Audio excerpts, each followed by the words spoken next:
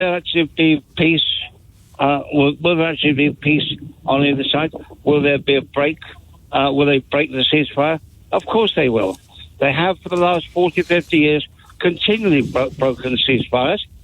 Usually it would come from Hezbollah, but occasionally it will come from Israel. I wonder, do you believe, Andrew, that if I was listening to the Lebanese president the other day saying, and being told he has said this before, but saying that Lebanon itself has to rid itself of the militia of Hezbollah. If people vote them into parliament, so be it. But the private militia that is Hezbollah, massively funded previously by Iran, Lebanon has to rid itself of this, because until it does, until that militia, Iran-backed, stops bombing Israel, Israel will, of course, continue to bomb it. His recipe is rid Lebanon of Hezbollah.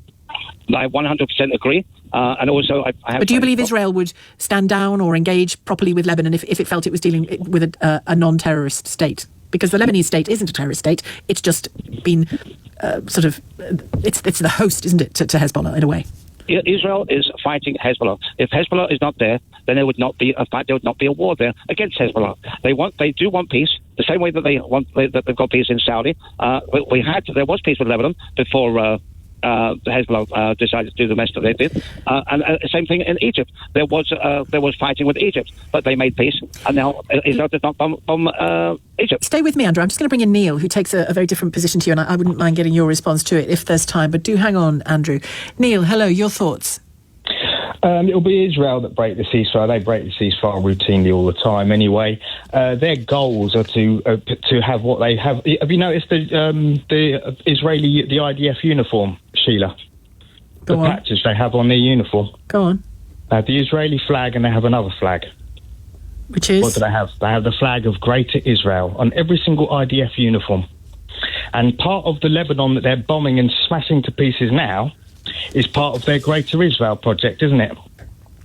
You insist it has nothing to do with Hezbollah bombing Israel. Scott, why are Hezbollah there?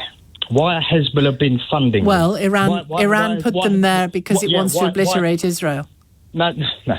Iran has never said that they wanted to obliterate Israel. They have, repeatedly. Well, no, they haven't. What they've said that they want Israel as a country, which didn't exist about 70 or 80 years ago. Let's remember that. It didn't exist about 70 or 80 years ago until the British and the US decided we're just going to stick these people here.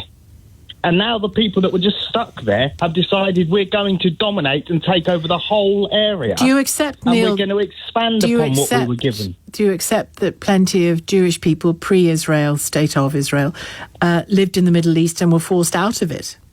Yes, I do accept So they didn't just plonk people from anywhere in Israel, did they? They were Jewish people who, in many circumstances, had roots in the Middle East, and some did not and came because of the Holocaust. But that's okay, isn't it, in terms of what the world did to them?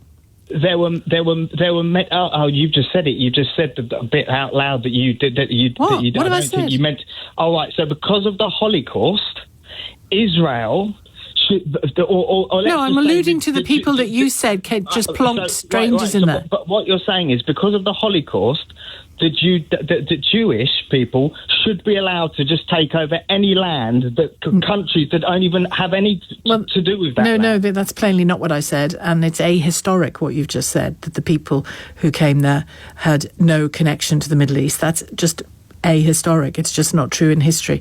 But Neil, thanks for your call. I don't have time, Andrew, to get your response, but thank you for waiting anyway, and thank you to Neil for his call as well. I'll have a chat with Lewis Goodall in just a few moments, get his assessment of where we are so far, and this ceasefire.